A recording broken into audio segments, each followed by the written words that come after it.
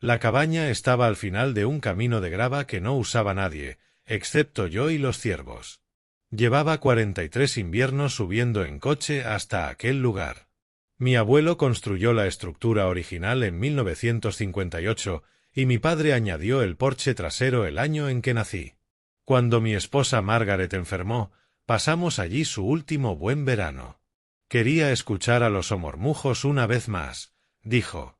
Después de que ella falleciera, seguí volviendo. Algunos hombres van a la iglesia. Yo iba a la cabaña. Aquel martes, a finales de octubre, subí desde Asheville para preparar el lugar para el invierno. Saqué el muelle, vacié las tuberías, cubrí las barcas. La misma rutina que hacía desde que tenía 19 años. El trayecto dura unas 2 horas hacia las Smokies, y llevaba un termo de café y un sándwich que mi vecina Rita me había preparado. Tenía 71 años aquel otoño. Ya no era tan rápido como antes, pero mi mente seguía clara y mis manos aún funcionaban. Tomé la última curva antes de la cabaña, y entonces vi la camioneta. Una Ford F-150 negra, nueva, por lo que parecía. Aparcada justo delante de mi porche. Reduje la velocidad. No reconocí la camioneta. El coche de mi hijo era un Subaru. Mi nuera conducía un Honda. Ninguno de mis vecinos vivía lo bastante cerca como para acercarse andando, e incluso si lo hubieran hecho, habrían llamado antes. Éramos ese tipo de comunidad. Uno no se presenta sin más en la cabaña de alguien fuera de temporada. Aparqué detrás de la Ford y me quedé sentado en mi camioneta durante un minuto. El motor crujía mientras se enfriaba. Podía ver huellas en la tierra blanda que subían hasta la puerta principal. 2 pares. Unas pequeñas, las otras grandes. Salí despacio. Me dolía la cadera, y me apoyé en la puerta un segundo antes de enderezarme. Caminé hasta la parte delantera de la Ford y miré la matrícula. Matrícula de Tennessee. Saqué el teléfono y le hice una foto. No sé qué me hizo hacerlo. Supongo que 40 años trabajando como fiscal de distrito en un pueblo pequeño. Uno documenta las cosas. No piensa en por qué. Simplemente lo hace, porque ha visto demasiados casos venirse abajo por la falta de un pequeño papel. Subí al porche y estaba a punto de meter la llave en la cerradura cuando escuché la risa. Era la risa de mi nuera. Heather. La madre de mi nieta. La mujer con la que mi hijo Ben se había casado hacía 11 años en una capilla de Charleston. Se suponía que Heather estaba en casa de su hermana esa semana. Ben me lo había dicho el domingo. Dijo que Heather estaba visitando a Mary en Knoxville mientras él llevaba a nuestra nieta Sophie a Disney World. El viaje llevaba meses planeado. Sophie tenía una maleta de Mickey Mouse. Yo le había dado $200 para gastar. Entonces escuché reír también a un hombre. Una risa grave. Tranquila. La risa de alguien que se sentía cómodo. Quité la mano del pomo. Muy despacio. Como si estuviera desactivando algo. Bajé del porche y rodeé la cabaña hasta el lado donde estaba la ventana de la cocina. Las persianas estaban bajadas a medias, pero las lamas estaban inclinadas y abiertas. A través de la rendija, pude ver la mesa de la cocina donde había cenado solo cada fin de semana durante los últimos 3 años. Había 2 tazas de café sobre ella. Una botella de whisky. Mi whisky. La botella que guardaba encima del refrigerador. Y allí estaba Heather, sentada en el regazo de un hombre que no había visto en mi vida. Tendría quizá 45 años. Hombros anchos. Una barba muy corta que se volvía gris en la barbilla. Le acariciaba la espalda y ella se reía de algo que él había dicho. Y entonces ella se inclinó y lo besó en la boca. Despacio, con naturalidad. No era el beso de 2 personas que acababan de conocerse. Era el beso de 2 personas que llevaban mucho tiempo haciendo aquello. Las rodillas me fallaron, y tuve que apoyar una mano contra el revestimiento de cedro para no caerme. No soy un hombre que llore fácilmente. Lloré en el funeral de Margaret, y una vez cuando nació Ben, y eso fue prácticamente todo. Pero allí, de pie junto a aquella ventana, sentí lágrimas en los ojos y sentí que el pecho se me cerraba. Y por un segundo, pensé que estaba teniendo un infarto. Tal vez deseé que así fuera. Habría sido más sencillo. Me obligué a respirar. Me obligué a evaluar la situación. Tenía 71 años, estaba a un cuarto de milla de la casa más cercana, y lo que necesitaba en ese momento no eran sentimientos. Lo que necesitaba era un plan. Me alejé despacio de la ventana. Caminé hasta mi camioneta y conduje media milla por el camino de grava hasta el apartadero de la rampa para botes, donde los árboles me ocultarían. Aparqué allí y me quedé sentado con las manos en el volante, el corazón golpeándome el pecho, y pensé. Lo primero que pensé fue, no vuelvas ahí dentro. Fuera cual fuera el movimiento correcto, no era una confrontación entre un anciano y un desconocido con la mitad de mi edad, en una cabaña aislada donde nadie podía oír nada. Lo segundo que pensé fue, consigue pruebas. Tenía una cámara digital en la guantera. La había comprado años atrás para documentar daños en los árboles después de las tormentas, porque la aseguradora no se fiaba de las fotos del teléfono. También tenía, en mi bolsa del asiento trasero, una pequeña grabadora de voz que usaba para dictarme notas cuando conducía. Viejas costumbres. Me enganché la grabadora al cinturón, debajo de la chaqueta, y la encendí. Luego cogí la cámara y volví caminando por el bosque. Hay un sendero de ciervos que recorre la cresta detrás de la cabaña. Lo había despejado con mis propias manos cuando tenía 40 años. Conocía cada roca de aquel sendero. Llegué por detrás del cobertizo de leña, y desde allí podía ver directamente a través del gran ventanal hacia la terraza trasera. Se habían movido allí fuera. Él la rodeaba con el brazo, y estaban bebiendo y hablando, mirando el lago donde mi abuelo me había enseñado a pescar. Hice fotos, muchas.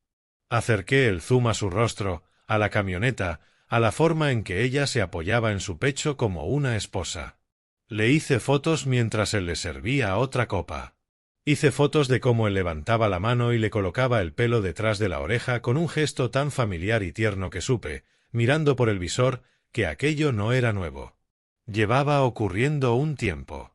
Permanecí en aquel bosque durante casi 2 horas. Solo mirando. Solo documentando. Me dolía la espalda y se me acalambraban las piernas.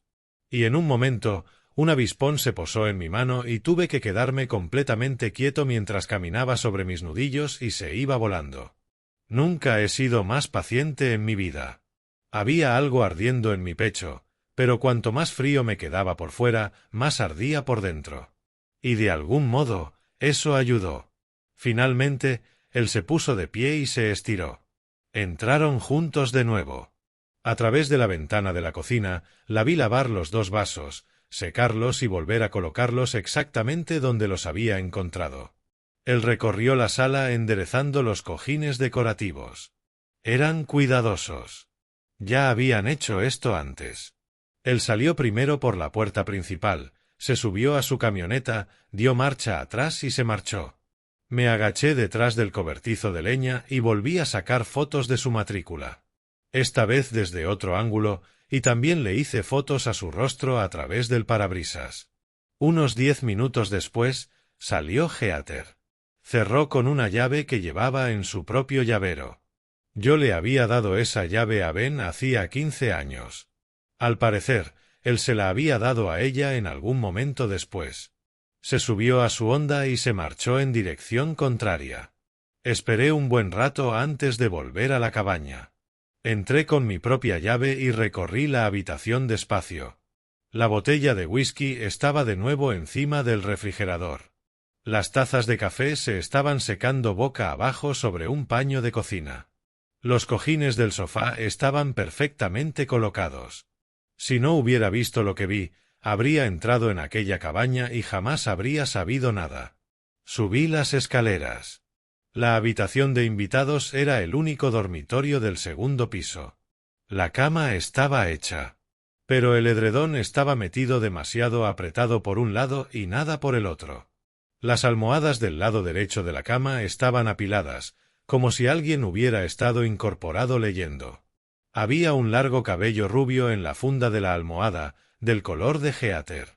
Me quedé de pie en la puerta de aquella habitación de invitados y sentí algo que no era dolor ni rabia, pero que era ambas cosas y más antiguo que ambas. Mi nieta Sophie había dormido en esa habitación cada Nochebuena desde que tenía 3 años.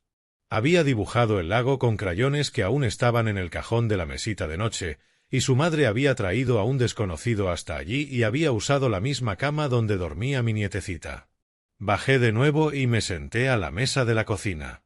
Apoyé la cabeza entre las manos y me permití sentirlo durante 1 minuto, exactamente 1 minuto, mirando el segundero del reloj de pared que mi padre había colgado en 1969. Cuando pasó el minuto, me levanté, me preparé un sándwich y empecé a escribir en un bloc amarillo tamaño legal. Sabía lo que tenía delante. 40 años procesando casos me habían enseñado cómo funcionaba.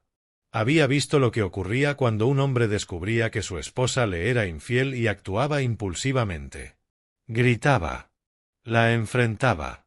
Exigía respuestas, y para cuando se ponía a pensar en las consecuencias, ella ya había cambiado su versión, escondido el dinero, llamado a un abogado y puesto a los hijos en su contra.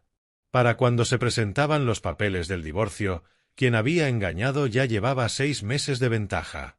No iba a permitir que eso le ocurriera a mi hijo. Lo primero que hice fue llamar a un viejo amigo llamado Doyle. Doyle y yo habíamos trabajado en el mismo circuito durante 30 años. Yo había sido el fiscal, y él el investigador que me había construido la mitad de los casos. Se jubiló el mismo año que yo, y ahora llevaba una pequeña firma en Knoxville, haciendo verificaciones de antecedentes y trabajos de divorcio para abogados. Doyle no hizo preguntas. Nunca las hacía. Le di el número de matrícula, le describí al hombre y le dije que necesitaba todo lo que pudiera encontrar. Luego me fui a casa. Conduje las 2 horas de regreso a Asheville sin hablar con una sola persona, y no lloré, aunque 2 veces tuve que apartarme a un lado porque me temblaban las manos. Cuando llegué a casa, hice café, me senté en mi despacho y esperé. Doyle me llamó la tarde siguiente. La camioneta estaba registrada a nombre de un hombre llamado Pierce Holloway. 46 años. Vivía en un lugar llamado Mariville, a aproximadamente 1 hora de Knoxville. Casado desde hacía 19 años con una mujer llamada Diane. 2 hijos en el instituto, un chico y una chica. Pierce dirigía una pequeña empresa de construcción que hacía reformas de alto nivel y construcciones de casas junto al lago. Había construido ampliaciones y terrazas para varias familias en la zona de mi cabaña. Probablemente así se habían conocido él y Heather. Ben había contratado a Pierce 2 veranos atrás para rehacer el baño de su adosado en Asheville. Ahora lo recordaba. Había habido un equipo joven de construcción en la casa durante 3 semanas, y recordaba a Heather viniendo a mi casa con Sophie, diciendo que simplemente no soportaba el polvo. Le dije a Doyle que investigara más a fondo. Registros telefónicos, recibos de hoteles, tarjetas de crédito, si podía conseguirlos. Le dije que pagaría lo que costara. Él dijo que tardaría un par de semanas. Yo le dije que se tomara todo el tiempo que necesitara. 2 semanas se convirtieron en 3. Doyle era meticuloso. Cuando por fin vino a mi casa en persona para entregarme el expediente, era la 2ª semana de noviembre y las hojas ya habían caído de los árboles. Dejó una carpeta manila sobre mi mesa de la cocina y dijo: «Será mejor que te sientes para esto». La aventura llevaba 2 años y 4 meses. Pierce había llevado a Heather a hoteles en Pigeon Forge, Gatlinburg, Bristol, y una vez a Charleston durante un fin de semana largo que ella le había dicho a Ben que era una conferencia de ventas. Había recibos de tarjetas de crédito de joyas, cuentas de restaurantes, un cargo de hotel en el Biltmore Estate por una noche en la que Heather le había dicho a mi hijo que estaba en la despedida de soltera de una amiga. Doyle tenía algo más. Registros bancarios. Heather trabajaba a tiempo parcial como agente inmobiliaria. Ganaba un dinero decente, pero no lo que ganaba Ben. Ben era contable corporativo con un buen sueldo. Él se encargaba de la mayoría de las facturas, lo que significaba que Heather tenía mucho margen para maniobrar. Durante los últimos 18 meses, había sacado casi $60,000 de sus cuentas conjuntas en pequeñas cantidades. Parte había ido a una cuenta corriente separada, solo a su nombre, de la que Ben no sabía nada. Parte había ido a la empresa de Pierce, supuestamente por trabajos de consultoría que ella había subcontratado. Y parte había salido directamente como retiradas de efectivo. Me quedé sentado allí, en la mesa de mi cocina, mirando a Doyle, y creo que lo único que dije durante un minuto entero fue: «Dios mío». Pierce también estaba en problemas. Su empresa de construcción llevaba 3 años al límite. Estaba endeudado con un edificio de taller, atrasado en pagos a subcontratistas, y uno de sus proveedores había presentado un gravamen contra él en septiembre. La teoría de Doyle era que Heather le había estado pasando dinero en silencio para mantenerlo a flote. Si ella lo sabía, o si pensaba que estaba invirtiendo en su futuro juntos, Doyle no podía decirlo. Le di las gracias a Doyle, le pagué y lo acompañé hasta su coche. Se detuvo en la puerta, me miró y dijo: «¿Estás bien, viejo amigo?» Y yo dije: «No, pero lo estaré». Y él dijo: «Avísame si necesitas algo más». Y se marchó. Volví a entrar en la casa y me senté a la mesa con aquella carpeta delante durante mucho tiempo. Pensé en mi hijo. Ben tenía 38 años. Tenía los ojos de Margaret. Trabajaba demasiado, perdonaba con demasiada facilidad y amaba a su esposa como yo había amado a su madre. Por completo, sin reservas. Ese tipo de amor que no sobrevive a una traición porque no está construido para esperarla. Pensé en mi nieta, Sophie. 9 años, y todavía se subía a mi regazo cuando me sentaba en el columpio del porche. Me llamaba Pop Pop. Había perdido a su abuela cuando tenía 6 años, y había llorado en el funeral de Margaret con una pena enorme y silenciosa que jamás olvidaré. Iba a tener que decirle a mi hijo que su vida era una mentira. No había forma de evitarlo. La única elección que tenía era cómo hacerlo. Llamé a otra vieja amiga. Se llamaba Constance, y era la mejor abogada de divorcios que había conocido. Antes había sido defensora pública, y habíamos estado en lados opuestos de decenas de casos en los años 80, antes de que ella se dedicara al derecho de familia. Ahora estaba a finales de sus 60, semi-retirada, pero todavía aceptaba casos que le interesaban. Le dije que tenía algo que podría interesarle. 2 días después conduje hasta su oficina en Hendersonville. Leyó el expediente de Doyle en silencio durante 40 minutos.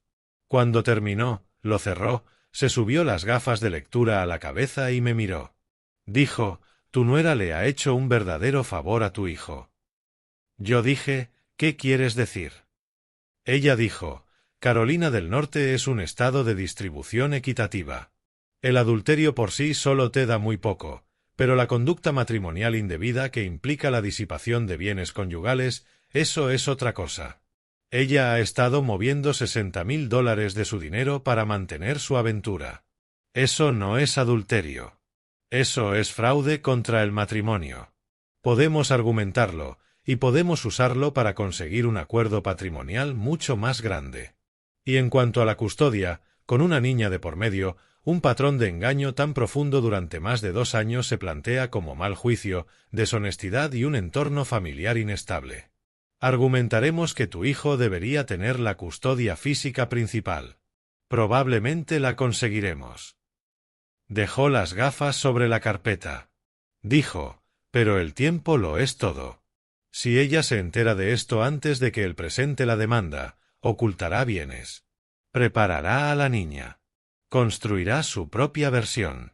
Tenemos que movernos rápido y tenemos que hacerlo en silencio». «¿Ya se lo has dicho a tu hijo?». Yo dije: «No». Ella dijo: «¿Cuándo?». Yo dije: «Ahora». Ella dijo: «¿Cuándo?». Yo dije: «Pronto». Ella dijo: «No esperes mucho. Y cuando se lo digas, dile que me llame esa misma hora». Conduje a casa y no dormí aquella noche. Me quedé tumbado en la cama, pensando en cómo hacerlo. A la mañana siguiente, Llamé a Ben y le dije que necesitaba que viniera a cenar el viernes. Le dije que era por un asunto legal. Le dije que necesitaba su ayuda con unos papeles. Hice que sonara como si no fuera nada. Él dijo, claro, papá. Estaré allí a las 6. Colgué y me senté en el porche durante 1 hora con mi café. Pero antes de aquella cena, tenía que hacer una llamada más. Había estado pensando en la esposa de Pierce, Diane. Había estado pensando en ella durante 2 semanas. Había una fotografía en el expediente de Doyle, una foto que él había tomado fuera de su lugar de trabajo y la había mirado más de una vez. Tendría más o menos la edad de mi nuera, quizá un par de años más. Pelo castaño recogido, ojos cansados, uniforme de enfermera, porque trabajaba en un hospital regional. Según Doyle, hacía 60 horas a la semana como enfermera encargada en la planta de cardiología. Las noches tardías de Pierce habían sido fáciles de justificar porque ella casi nunca estaba en casa. No lo sabía. Pensé en mi Margaret. Si Margaret hubiera estado viva y alguien le hubiera estado haciendo eso, si alguien le hubiera estado quitando su dinero, su dignidad y su futuro, y otra persona lo supiera, y esa otra persona se guardara la información por conveniencia propia, yo jamás habría perdonado a esa persona. Jamás. Ni en 100 años. Llamé a Diane Holloway un miércoles por la mañana. Tenía su número de móvil en el expediente de Doyle. Contestó al segundo tono. Dije, señora, me llamo Elias Beacom. Llamo desde Asheville, Carolina del Norte. Tengo algo que decirle que no va a querer escuchar, y lo siento por ello. Pero creo que tenemos derecho a saberlo. Hubo una pausa, y ella dijo, ¿quién es? Yo dije, mi nuera ha estado teniendo una aventura con su marido durante más de 2 años. Tengo pruebas, fotografías, recibos de hoteles, registros bancarios. Se lo enviaré todo en la próxima hora. Estoy a punto de enfrentar a mi hijo con la misma información, y su matrimonio va a terminar. La llamo porque usted merece tomar la misma decisión que mi hijo va a poder tomar. Usted merece saberlo. Ella no habló durante mucho tiempo. La oí respirar. Oí un aviso del hospital al fondo.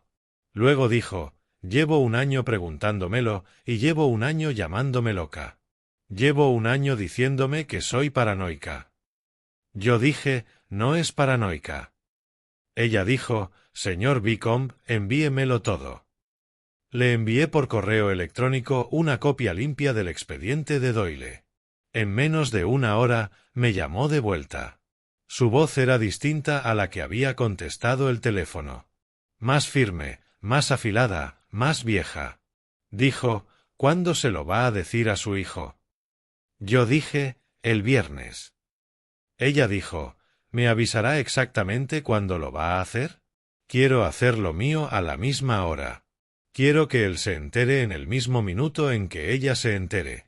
No quiero que ninguno de los dos tenga oportunidad de avisar al otro y ponerse de acuerdo en una historia. Yo dije, eso es exactamente lo que esperaba que dijera. Ella dijo, mi marido estará en su taller el viernes hasta al menos las 7. Iré allí. Llevaré a su hermano por seguridad, porque Pierce tiene mal genio y no soy estúpida. Lo haré a las 6:15. Yo dije, yo se lo diré a mi hijo a las 6:15. Ella dijo, señor Beacom. Yo dije, sí, señora. Ella dijo, gracias. Yo dije, no tiene que darme las gracias. Siento ser yo quien se lo diga. Ella dijo, no. Gracias. Tengo 2 hijos que no van a tener que crecer con su madre fingiendo. Eso vale más de lo que puedo expresar.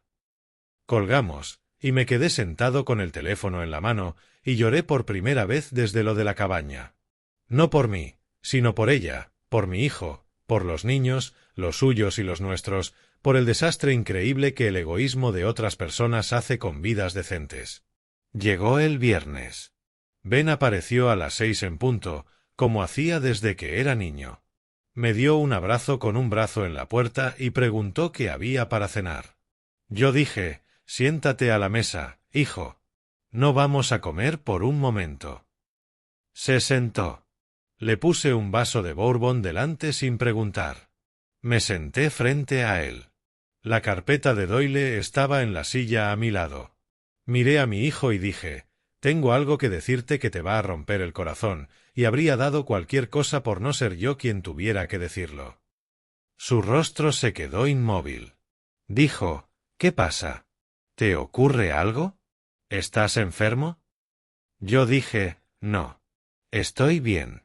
Es sobre Heather. Le conté lo de subir a la cabaña. Le conté que había oído su risa a través de la puerta. Le conté que había tomado fotos y me había marchado. Le conté que había contratado a Doyle y había esperado 3 semanas. Él no dijo una palabra. Se quedó sentado con las manos planas sobre la mesa, escuchando, y su rostro se fue poniendo cada vez más pálido. Le conté lo de Pierce, los 2 años y 4 meses, los hoteles, el Biltmore. Abrí la carpeta y empecé a poner cosas sobre la mesa. Los recibos de tarjetas de crédito, las fotografías. Él cogió una foto de su esposa sentada en el regazo de Pierce, la sostuvo durante mucho tiempo y sus manos empezaron a temblar. Luego le hablé del dinero. Creo que esa fue la parte que finalmente atravesó lo que fuera que lo mantenía entero. Se apartó de la mesa, se puso de pie, caminó hasta la ventana y se quedó allí de espaldas a mí. Le temblaban los hombros. Estaba llorando sin hacer ningún sonido. No me levanté. Le dejé vivirlo. Después de un par de minutos, volvió a la mesa, se sentó de nuevo, se limpió la cara con el dorso de la mano y dijo, ¿qué hago, papá? Yo dije, hijo, ya he hablado con Constance. ¿La recuerdas? Ella lleva la herencia de tu madre. Es una de las mejores del estado.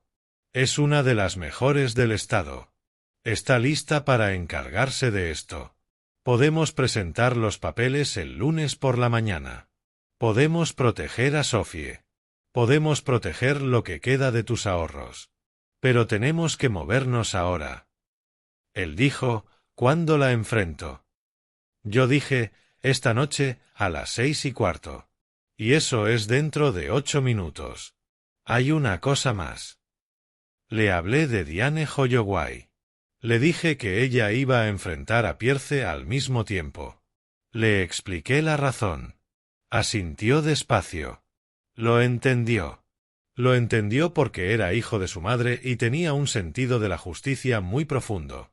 Dijo, ¿dónde está Heather ahora mismo? Yo dije, en tu casa. Llamé ayer a Mary, en Knoxville, y le dije que necesitaba que fuera ella quien llevara a Sophie al cine esta noche. Aceptó sin preguntar por qué. Es una buena mujer. Ama a su hermana. Pero también te quiere a ti y a Sophie. Él dijo, lo pensaste todo.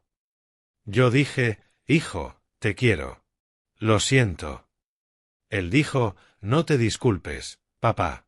No te disculpes nunca por lo que hiciste. Se fue en coche a casa. Yo me senté en mi porche y vi cómo la última luz se apagaba en el cielo, y exactamente a las 6:15 imaginé 2 confrontaciones ocurriendo en 2 lugares distintos, separados por 1 hora de distancia. Mi hijo entrando en su sala con una carpeta bajo el brazo, y una enfermera cansada llamada Diane entrando en un taller de construcción con su cuñado a su lado. Ben me llamó esa noche a las 8:45. Su voz estaba tranquila. Dijo, está en casa de su hermana. Le dije que podía volver mañana a recoger sus cosas, y solo sus cosas. Ha intentado llamarme 11 veces. No voy a contestar. Constance está lista para mañana. Yo dije, ¿cómo está Sophie? Él dijo, dormida. Se lo diré por partes. No esta noche. Hizo una pausa. Dijo, papá, tengo que decirte algo. Cuando por fin dejó de negarlo, cuando por fin se sentó en el sofá y me miró, lo primero que dijo fue, ¿quién te lo contó? Lo segundo que dijo ¿fue tu padre? No preguntó si yo estaba bien. No dijo que lo sentía. Preguntó quién me lo había contado. Dijo, papá, creo que me salvaste de 20 años más de eso. Yo dije, creo que ella te salvó siendo quien fue en la última hora, cuando ya no tenía sentido seguir fingiendo. Eso fue lo más verdadero que te ha mostrado en mucho tiempo. Él dijo, sí. Dijo, te quiero, papá. Gracias. Los siguientes 8 meses fueron los más duros de la vida de mi hijo y los más orgullosos de la mía. Constance era una fuerza de la naturaleza. Presentó la demanda el lunes por la mañana. Tenía los registros bancarios, los recibos y las fotografías delante del juez antes de que Heather siquiera hubiera contratado a su propio abogado. El argumento de la disipación de bienes conyugales cayó como un ladrillo. El abogado de Heather intentó argumentar que las fotografías de la cabaña habían sido obtenidas mediante invasión de propiedad. Constance señaló, con cierto placer, que la cabaña me pertenecía a mí, que Heather no tenía contrato de arrendamiento ni interés de propiedad en ella, y que yo había estado documentando el uso no autorizado de mi propia propiedad. El juez estuvo de acuerdo. La audiencia de custodia fue el día más duro. Heather subió al estrado e intentó ser la mujer que antes fingía ser. Habló de Sophie. Lloró en los momentos adecuados, pero cuando Constance expuso la cronología de la aventura y le preguntó bajo juramento si alguna vez había llevado a Pierce a la cabaña mientras mi nieta dormía en el estado de al lado, no pudo responder. Simplemente se quedó sentada allí. Ben obtuvo la custodia física principal. Heather obtuvo fines de semana alternos con condiciones. El acuerdo patrimonial quedó muy inclinado a favor de Ben, porque el tribunal aceptó que $60,000 de fondos conyugales habían sido desperdiciados para mantener la aventura, y ese dinero volvió a él en forma de la casa y la división de las cuentas de jubilación. A Pierce no le fue mejor. Diane presentó la demanda 2 días después de Ben. Contrató a un contable forense para revisar los libros de Pierce, y encontraron que había estado sacando efectivo del negocio durante 1 año para pagarse restaurantes y hoteles. Hacienda se interesó, y también los subcontratistas a los que no había pagado. La empresa de Pierce se declaró en bancarrota en marzo. En mayo, se mudó al cuarto libre de su hermano. Lo último que supe es que trabajaba como capataz para la empresa de otro. Heather volvió a vivir con sus padres en Charleston. Intentó llamar a Ben algunas veces. Él no contestó.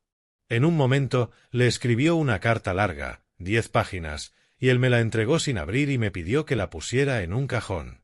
La puse en un cajón. Ahora ha pasado casi 1 año. Nos acercamos otra vez a octubre. La semana pasada subí en coche a la cabaña. Ben vino conmigo, y también Sophie y Mary, la hermana de Heather. Me mantuve cerca de la familia de una manera que no esperaba, y ella también vino. Sacamos el muelle, vaciamos las tuberías y cubrimos las barcas. Sophie me ayudó a barrer el porche. Ahora tiene 10 años. Está más alta. Tiene los ojos de Margaret. Esa noche encendí un fuego en el brasero, Sophie asó malvaviscos y Ben se sentó a mi lado con una cerveza en la mano. Parecía cansado, pero no de la manera en que se veía 1 año antes.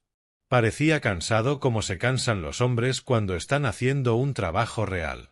No el tipo de cansancio que viene de que te mientan. Dijo, papá. Yo dije, sí. Él dijo, creo que voy a estar bien. Yo dije, sé que lo estarás. Él dijo, volviste a meterte en esos bosques y estuviste allí 2 horas con una cámara. Sigo pensando en eso. Cada vez que empiezo a sentir lástima por mí mismo, pienso en eso. Yo dije, hijo, eso es lo que hacen los padres. Habría estado allí 2 días. Asintió. Miró a su hija riéndose al otro lado de la luz del fuego por algo que había hecho el perro. Dijo, cuando Sophie tenga edad suficiente, voy a contarle lo que hiciste. No las partes feas, solo la parte en la que te alejaste de la puerta en vez de atravesarla. Quiero que crezca sabiendo que su abuelo es el tipo de hombre que piensa antes de actuar. No dije nada a eso porque no pude. Solo me quedé sentado allí, escuchando a los omormujos en el agua. Un par de semanas después, recibí una tarjeta por correo de Diane Holloway. Hemos seguido en contacto de vez en cuando, como lo hacen dos personas que han pasado por algo que nadie más puede comprender del todo. Escribió que había finalizado su divorcio, que estaba vendiendo la casa, que su hijo había entrado en la Universidad de Tennessee con una beca parcial y que su hija estaba solicitando entrar en la escuela de enfermería. Escribió: «Quiero que sepa que el día que me llamó fue el peor día de mi vida y el día en que empecé a recuperar mi vida. Le estaré agradecida mientras viva». Puse la tarjeta en el cajón de mi escritorio, encima de la carta sin abrir de Heather, donde pudiera pesar más que ella. He pensado mucho en aquella llamada durante este último año. La llamada que le hice a Diane, no la que le hice a mi hijo. La gente habla de la venganza como si tuviera que ser ruidosa, como si tuviera que implicar romper algo. La mía fue una llamada telefónica a una mujer cansada con uniforme de enfermera un miércoles por la mañana. Eso fue todo. Le di información. Dejé que ella decidiera qué hacer con ella. Ella tomó su propia decisión. Pierce pagó por lo que hizo porque su propia esposa le pidió cuentas, no porque yo lo hiciera. Eso es lo que aprendí más tarde en la vida. La verdad entregada a la persona correcta en el momento correcto hace más que cualquier puño. No tienes que ser quien golpee. Solo tienes que asegurarte de que las personas que merecen saberlo lo sepan. La cabaña ya está cerrada para el invierno. El muelle está en el cobertizo. Las tuberías están vacías. El próximo mayo volveré a abrirla. Ben subirá con Sophie. Quizá Mary también venga. Quizá para entonces haya alguien nuevo en la vida de Ben. Alguien amable, alguien digno de él. Eso espero. Es demasiado buen hombre para estar solo. En cuanto a mí, ahora tengo 72 años. Me siento en mi porche la mayoría de las tardes con un vaso de bourbon y observo cómo la luz cae entre los cornejos. Echo de menos a mi esposa. Amo a mi hijo. Atravesaría fuego por mi nieta, y si tuviera que repetir todo aquel largo y terrible año, cada minuto de él lo haría de la misma manera. Más despacio, si acaso. Con más cuidado. Eso es lo que hacen los padres. Protegemos a nuestros hijos.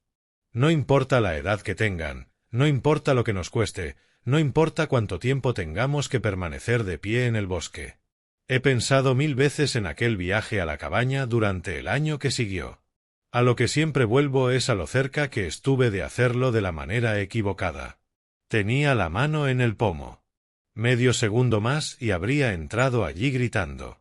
Y Heather habría llamado a Pierce esa noche. Y Pierce habría llamado a su abogado.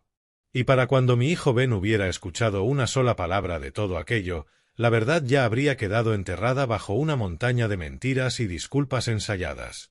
Habría perdido la única oportunidad que tenía de protegerlo. Lo que me detuvo no fue la ira ni el miedo. Fueron 40 años viendo lo que ocurre cuando la gente actúa por la primera emoción que la golpea. El mundo recompensa al hombre paciente más a menudo de lo que la gente quiere admitir. He llegado a creer que la verdadera fuerza casi siempre es silenciosa. Los hombres ruidosos hacen mucho ruido y pierden. Los hombres silenciosos piensan, planean y esperan. Y cuando finalmente se mueven una sola vez. Y el asunto queda resuelto. Heather hizo lo que hizo, y las consecuencias llegaron para ella no porque yo quisiera que llegaran, sino porque había construido toda su vida sobre unos cimientos que no podían soportar peso. No puedes mentirle a tu marido durante 2 años y 4 meses, robar $60,000 del futuro de tu hija y esperar que esa casa siga en pie. Se cae. La única pregunta es si estás dentro cuando lo haga. Ella lo estaba. Pierce también. Eso no es venganza. Es solo la gravedad alcanzando a personas que pensaban que no lo haría. Pienso mucho en mi llamada a Diane. Eso fue lo más difícil que hice. Más difícil que enfrentar a mi hijo, porque ella era una desconocida y yo estaba a punto de soltar una bomba en medio de la mañana de una mujer cansada, pero lo hice porque habría querido que alguien lo hiciera por mi Margaret. El mundo funciona mejor cuando las personas decentes les dan la verdad a otras personas decentes. No creo que estuviera siendo noble. Creo que simplemente me estaba negando a ser un cobarde. Si tengo algo que transmitirle a mi nieta Sophie cuando tenga edad suficiente para escucharlo, es esto. Sé honesta con las personas que te aman. Lo acabarán sabiendo de todos modos. Y cuanto más tarden en saberlo, más le costará a todos. No confundas lo ruidoso con lo fuerte. No confundas lo rápido con lo inteligente. Cuando te ocurra algo terrible, y te ocurrirá, porque la vida guarda una porción de terrible para todos, respira antes de actuar. Siéntate en tu camioneta durante 10 minutos. Aléjate de la puerta. Pregúntate qué le dirías a un amigo en tu lugar, y haz eso. Ben está reconstruyéndose. Sophie vuelve a reír. Diane se mantiene en pie por sí misma en Mariville. Y yo sigo subiendo a esa cabaña cada octubre para sacar el muelle y vaciar las tuberías, igual que hacía mi padre, igual que haré yo hasta que ya no pueda más. Eso es suficiente. Siempre lo ha sido.